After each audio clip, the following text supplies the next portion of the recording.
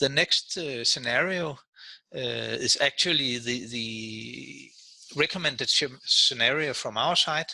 This is where you publish your entity store inside Dynamics 365.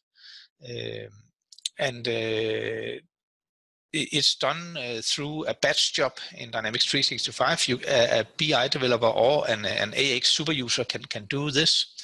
And you tell the system which entities and also aggregate measures that you want to publish.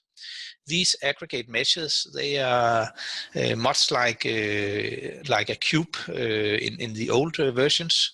So you have some aggregated data, some aggregated measures that you can use directly.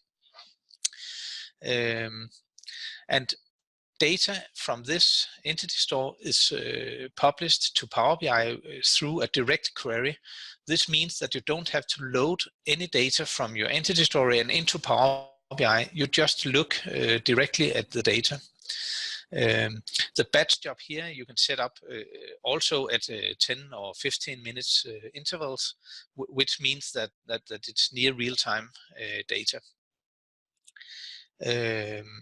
In Power BI, there is an asset library where you have some pre-built reports available, and there's a large number of reports that you can use out of the box.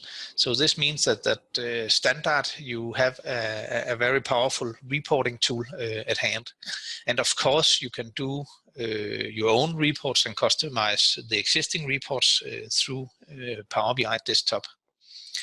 This solution is more suitable if you have large data amounts. The OData feed, it has not a very good performance if you have a large data amount, but this solution with the direct query, it performs very well. So you can actually expose your entire Dynamics data to Power BI.